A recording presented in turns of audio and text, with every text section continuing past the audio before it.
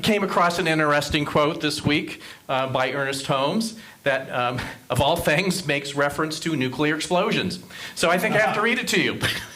And it brought me back to, if you read my blog this week, it brought me back to an interesting memory. If you were a grade school student in the 60s, you'll relate. But anyways, here's Ernest Holmes on nuclear explosions. He says, since the explosion of the first atom bomb, we have read about the possibility of a physical chain reaction that might destroy civilization as we understand it. There is another kind of energy that is even more important. This is the energy of faith, of affirmative prayer and spiritual meditation. There is no reason to doubt that in the field of spiritual consciousness, a chain reaction could be created which would bless the world. So you probably know the memory that I'm going to come up with, again, if you were a student in the 60s. So in the suburb of Los Angeles that I grew up, at 10 o'clock on Friday mornings was air raid test time. And suddenly throughout the city, you'd have those big air, sirens. And of course, we were prepped for what to do. And of course, we would immediately go underneath our desks and cover our heads. I don't think the teacher ever did this. Anyways, too hard to manage the habits they had on Catholic school. And of course, we had to be there the whole time. And I think the siren went on for about 2 minutes. So you're just kind of hanging out under your desk and noticing how good or not so good a job the janitor did, I guess. But as I look back, even as we were being prepared or given drills to do the drill, I don't think our teachers actually told us fully what the possible consequences were that we were drilling for. I don't think as a child any of us really understood this idea of a nuclear explosion or what it could do. And as I look back, who would ever thought that getting in your desk could save you from a nuclear explosion? I mean, really think about it. Just like, why? Let's just go crazy here in the 2 seconds that we have left. I mean, but if you were alive during that time, there was this feel of dread around the nuclear explosion possibilities. And since then, I've talked to people who were adults during that time. It was really a palpable feeling of that, yes, this could happen, and certainly the Cuban Missile Crisis didn't help that at all. And if you look at some of the TV shows during that period, there is that theme of possible destruction. On Labor Day every week, one of the cable channels that we have, at least here, does a Twilight Zone marathon for 3 days. Many of the episodes are around the possibility of nuclear explosions or the aftermath of nuclear explosions. And so even though we've kind of moved on from that fear, we've actually graduated to probably even bigger fears. That whole kind of feeling of dread and fear of the other and possibly being destroyed by those other people has translated in different ways through the decades and has led us to where we are right now. Maybe not so much fearing nuclear explosions, but turn on the TV for 10 minutes and you'll see plenty of reasons of people inviting you to be afraid. So, but as Ernest Holmes says, there is another alternative energy here, and I like this when he says that we can have a chain reaction in consciousness that can bless the world. And as I look at the season that we are in right now, we have Christmas, of course, coming up. We are in what is called Advent, which is the leading up to Christmas. If you are in the Christian world at all, this Thursday we start Hanukkah, the several days of that. The day after Christmas, there's a week celebration of Kwanzaa in the African American community. And then, of course, there's the winter solstice. That through, human civilization, there have been both secular and religious, spiritual type ceremonies and feelings around that. So we are invited to step out of our lives this month in so many ways to possibly entertain the idea that we could have an inner spiritual chain reaction that would take, just this edge off or just completely transform this fear that we allow to have come in our lives. And when you look at each of these holidays and observances are very unique unto themselves, but there's a consistent theme about them. There's a theme about the miraculous. There's, of course, the theme of light, or should I say the absence of light, and then what can happen when you insert light into the equation. That, especially when we look at the solstice, the miracle of light that our days still are becoming shorter and our nights are becoming longer. And just think of this long, dark night of the soul, so to speak, that I just can't see it ever getting better. But yet, on the 21st of this month, there's just that little turn where days become just a little bit longer and a little bit longer and a little bit longer. The seemingly miraculous happens in a time where it seems like there's no place for the miraculous. But regardless of what your spiritual or religious observance is, or whether you even have one or not, you can go with the bigger themes of this.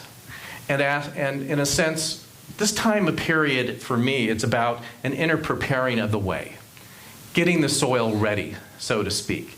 That you can't just jump into Christmas and expect you're going to be into it and on board for everything. You have to, get ready for it. And I'm not talking about shopping and things like that. There is an inner preparation. Just like for any of you who are gardeners, like Karen is one of our master gardens here. And so in a few months, even though it seems like it will never happen again, the snow will melt. And we have this amazing garden out front that does amazing things when people like Karen attend to them.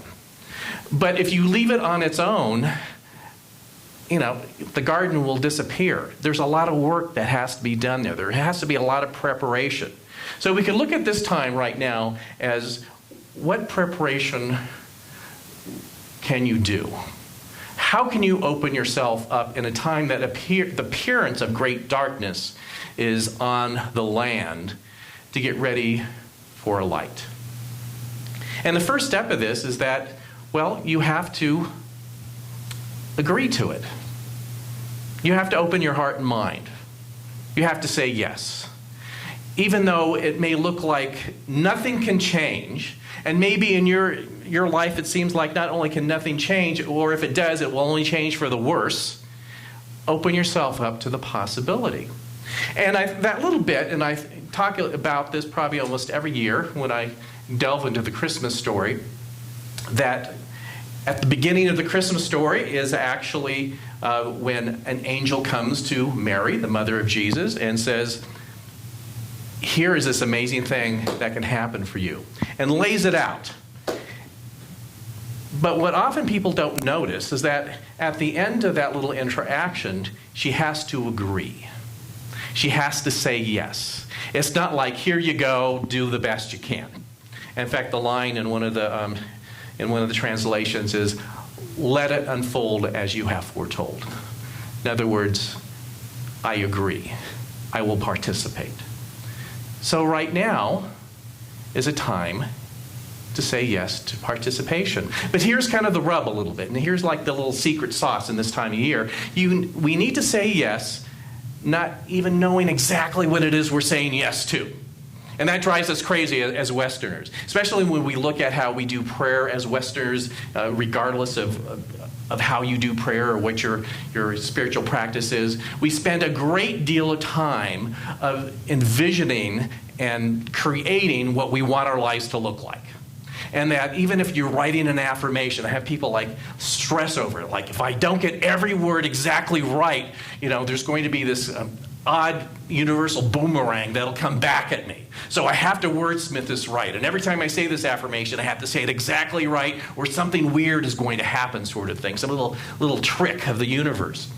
But this is the time of year we throw all that away. This is the time of year when we go into things like what we call visioning, which is going within, opening it up, instead of, in a sense, telling God what we want or to do, or telling the universe what we want, or putting our order in and saying, Christmas is coming, this is what I want at my front door. It just says, on the other hand, it says, you decide. You get to decide. With just one input from us. Basically, we say, For my highest good and the good of the world, I open my heart and my mind to serve in ways I've never imagined serving before. And let that be our prayer right now. Because this is a time, a season of the miraculous, when things that we never thought are possible actually can happen. And the real miracle is, when you get down to it, is the opening of our heart and minds and let go of thinking that we have to control everything. That's the big miracle in the West, that we can let it go of control and just say to the world and mine's greatest good, and let me be of service. That's what preparing the way it is.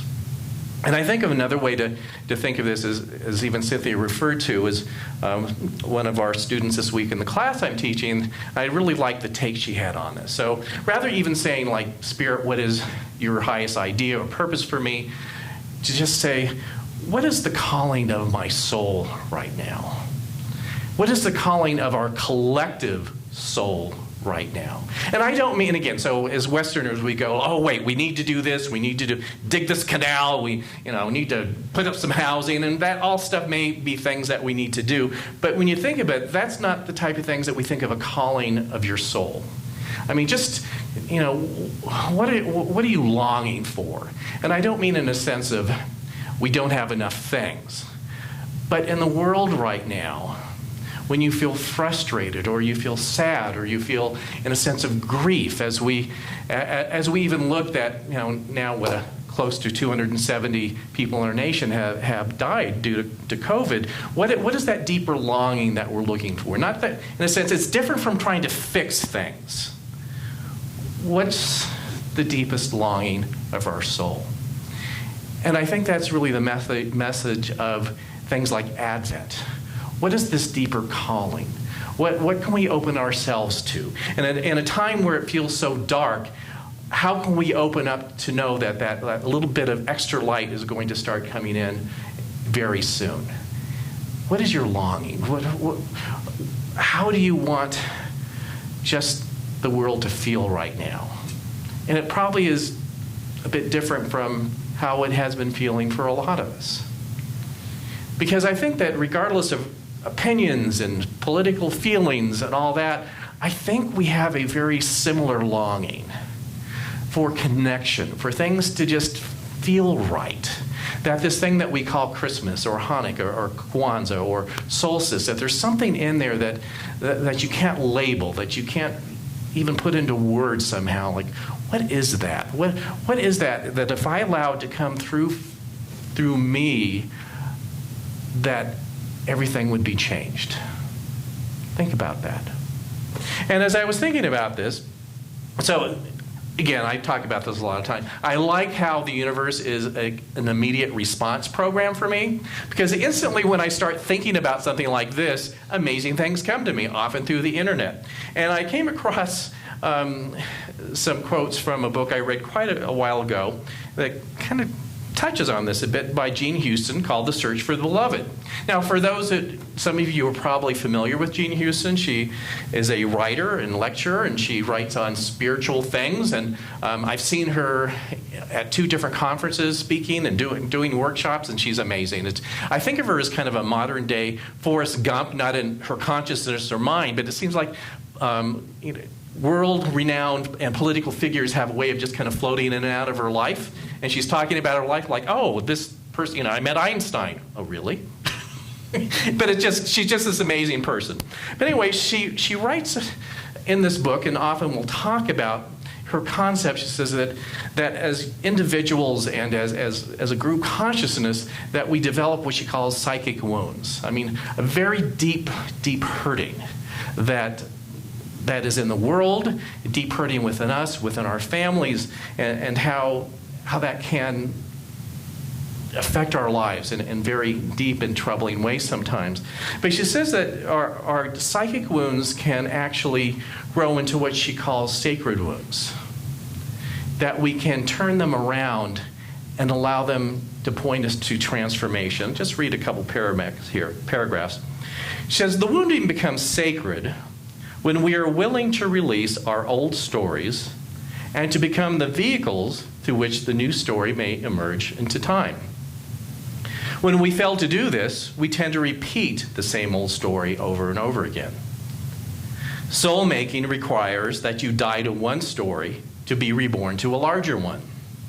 A renaissance of rebirth occurs not because there is a rising of ancient and archetypal symbols. A renaissance happens because the soul is breached. In this wounding, the psyche is opened up and a new question begins to be asked about who we are in our depths. These powerful questions need not lead to alienation and withdrawal, but can lead to the seeding of the world with the newly released powers of the psyche. A larger story is revealed. So I don't know about you, but I think we need a new story. No, really. Aren't you just tired of the story we're telling? I am so sick of it. And it's like we have perfectly learned our lines. So if you have someone that you commiserate on a regular basis, do a little test. Not right now, it's a little early. But call them in a couple hours. And just start with your opening line that you usually open up. And you could actually put the phone down and go walk away and do your housework and come back, and they'd still be going because they know their lines. You fed them the lines. And the same with you. They could do the same thing with you because now it's your turn, like, oh, don't get me started, but you do. And you go off. It's like we know our lines so well that we don't veer away from them at all. And then, of course, don't get me started. There's that person we disagree with. I know my lines. I know how to go for the juggler. I know how to let's put them down or whatever and dissolve them into nothingness, at least in my brain. So we all know our lines. We know the story. And let me just put it out there, it's not getting us anywhere. The story's not working, and I don't think it ever did, actually. And we've done different versions of this, but we have a story right now. And again, so do a little search on your phone. Your world is available on your phone. Look up someone that just works your last nerve. You know who we're talking about, don't you? We all have our own. It doesn't matter which political side of the aisle you are. You've got your ones. Bring them up right now. I'll wait for you. What are the words coming out of your mouth? And let it come out. Doesn't matter who's in your house right now. And your family may agree or disagree with you, and then we'll really get the story started. Like, did you hear what so-and-so said? He says, well, but they meant that. No, they meant that. And you're off for the races, and you haven't even had brunch yet. Time for a new story. This is a season that we can begin to create one. Interesting thing is she talks about our stories. When we are in these very constricting small stories, it's like you're like a piece of IKEA furniture before it has been put together. Isn't IKEA? No, really think about it. Isn't that like a miracle how they do this? It must talk about Christmas elves. So if you've not, you have to buy something from there just to have the experience. So you have got a box about this thin and about this tall. And when it's done, it's an armoire. So it's just this constricted little thing. And if you're in all those pieces in that box, I mean, boy, what a small story. You can't even begin to think that you're an armoire. So to get to the armoire, you have to increase your story. You have to get some more space happening. So in our restricted stories, whether they be personal or the bigger stories that we share in the world, in our country right now, to add more space. Put a wing onto your experience. Allow that story to be diluted a little bit by the fact that there's a greater possibility here that can happen. And here's a good way to work through the story. A colleague of mine shared this at a conference years ago, and she was a speaker. And it's funny how we tell our stories again and again. And it's like there's a part of us that somehow believes that not everyone's heard it. And we're actually telling the same person the story over and over again. Like, again, if you got family with you right now, again, go to your phone, get the story, start talking about it, and your friends and family at home are like, oh, yes, you talk about this all the time. Yeah, no, we really have heard this. So my colleague said, do this. Make an appointment with someone, a good friend of yours, with whom you can be very vulnerable with. Someone that you could tell anything to and would not judge you. And someone who is willing to sit with you and not respond to what you had to say, but just to be there as a witness. And during this time, tell your story in full detail. I mean, all the nooks and crannies. Everyone that has done you wrong. Everyone that has done you wrong in the larger political realm. And how just, disgusting and terrible it is. And just get it all out like you've never told the story before. And then your last line, and I just love this from my colleague, says, your last line is, I've now told this story and I never have to tell it again. But that scares you a little bit, doesn't it? To actually say that you couldn't tell that story anymore. Like, what am I going to do when I go to Atkinson's and I run into the same people again? They're actually running away from you at Atkinson's because you're telling your story too many times. So, am I giving away secrets here? Release it. Preparing the way for this season is not only inviting the new, but it's being vulnerable to let go of the old story. It's to realize that our neighbors are actually our neighbors, even though they have different opinions than we do. It's understanding that we all have a deep longing in our soul right now that needs attention. And I truly believe that if you get down to the really nucleus of it, it's a shared desire that we all have. And in the miraculousness of this season, you can make way for that process. And I know you're saying, but you don't know my mother. You don't know my next door neighbor. You don't know how bad they are. See, the story starts already, doesn't it? It's like you just said you're going to tell your story to your best friend where it was safe, and all of a sudden, there you go. You went right back to the story. So you have to be a little bit invested in this. Time for the new story. Because here again, remember, right now as the nights get increasingly longer, there's a part of us that almost believes that this will always be the way things will be. It's like the light will never happen.